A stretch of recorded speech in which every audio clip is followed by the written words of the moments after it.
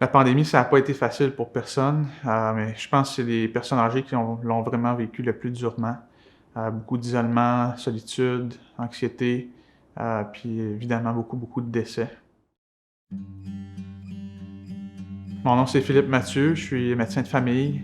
J'ai travaillé 3 ans dans les CHSLD à prendre soin de nos aînés.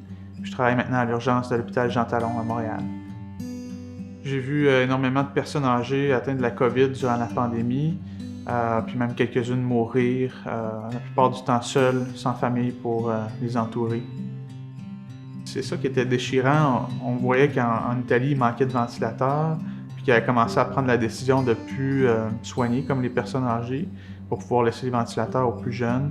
Donc on se demandait si on allait être dans la même situation, puis on se préparait là, à justement comme plus soigner les personnes en bonne santé, les jeunes, là, les personnes âgées. Une des pensées que j'ai pu avoir à ma honte, c'est de dire les personnes âgées, ben, sont déjà en fin de vie, ils contribuent plus à la société, ils nous coûtent cher, ils vont mourir bientôt de toute façon, fait que ça sert à quoi de les sauver, là? J'étais un peu dégoûté de moi-même de penser dans les termes comme purement mathématiques ou froides ou ça m'a fait peur un petit peu que j'étais capable de penser comme ça.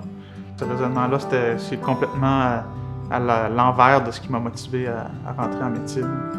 C'est complètement le contraire de pourquoi je suis devenu médecin, là, pour aider les gens puis réduire les inégalités sociales puis au niveau de la santé.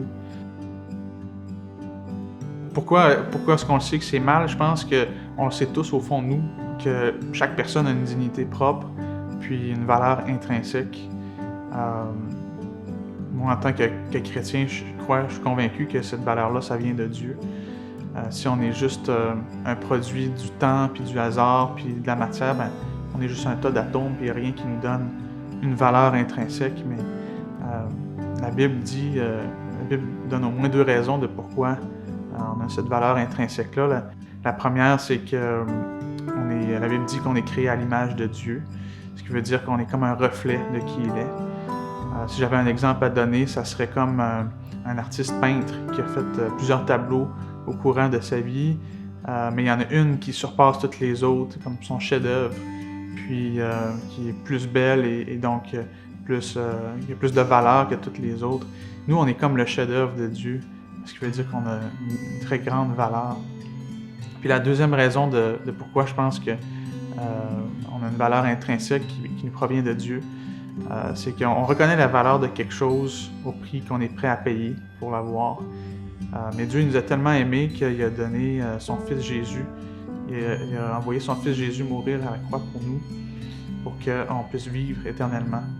Donc Dieu a payé le prix de son Fils, puis Jésus a payé le prix de sa vie sur la croix pour nous, ce qui nous donne une valeur énorme. Chacun de nous, peu importe notre apparence, notre état de santé, notre contribution à la société, on a tous une valeur énorme.